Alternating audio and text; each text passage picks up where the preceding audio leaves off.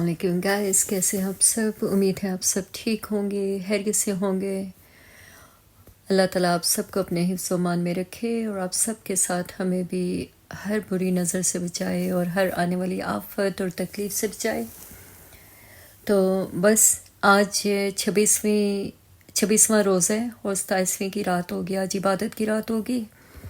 تو آج میں نے کہا چلو یہ کافی دنوں کا سارا ایک میں ہی ڈال دیتی ہوں اور آپ کے ساتھ شیئر کرتی ہوں اور آپ سے دعاؤں کی درخواست کرتی ہوں، بلکہ ہم سب ایک دوسرے کے لیے دعائیں کرتے ہیں۔ تو بس اس میں کچھ دن ایسے تھے کہ جب ہم اپنی پریئر روم میں تھے تو بیبی ساتھ ہے اور گھر والے ساتھ ہیں اور کبھی ان کے بغیر، اور کچھ دن ایسے ہیں کہ رمضان کا مطلب ہی یہ ہوتا ہے کہ ایک دوسرے کو دینا لینا، چاہے وہ گفٹ ہوں، چاہے وہ خوشی سے کھانا پینا ایک دوسرے کو بانٹو، بس چیزوں میں اور عملوں میں اضافہ ہو جاتا ہے۔ تو یہ بس اس دن فرینڈ کی طرف سے آئی تھی چھوٹی سی باسکٹ، اور اس میں بہت پیارا ماشاءاللہ آب زمزم، کھجور، ڈرائی فروٹ، تو وہ چیزیں تھی، وہ آپ کو میں دکھا رہی تھی۔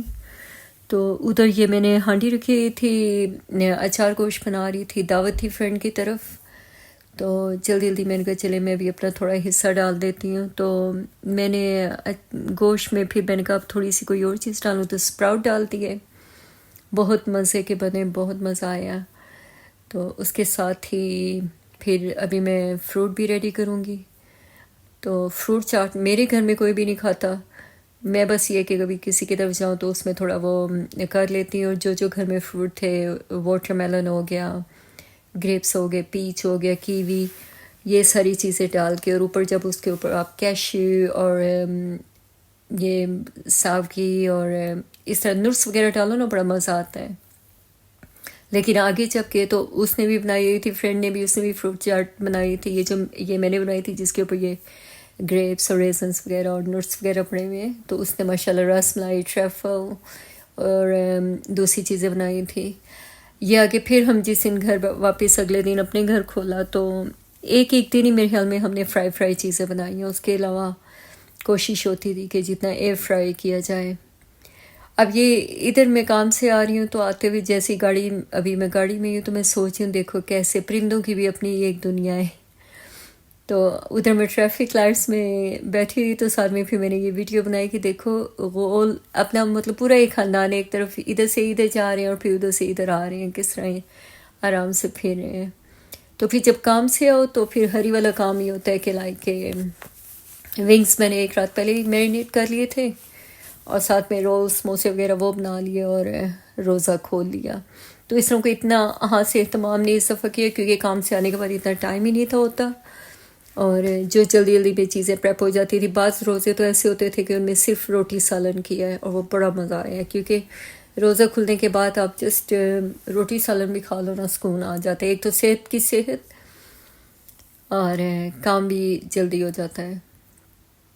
ادھر بس یہ آپ کو دکھا رہی تھی کہ لوگ آگے ہمیں کبھی ہوتا تھا کہ پاکستان سے منگوانا ہے یا ادھر سے شاپنگ کرنا ہے، تو اب تو ادھر آسٹا میں ہمارے اتنے نائس یہ شیروانیاں، بچوں کے کرتے، یہ کچھ آ گئے ہیں، تو بس اسی میں لگے رہے۔ ایک دن پھر یہ میں نے پیسٹری بنائی، ساتھ میں یہ رولز تھے، چپس وغیرہ تھے، ایک فرینڈ نے یہ بھیجے تھے چکن پاکٹس بنے ہوئے۔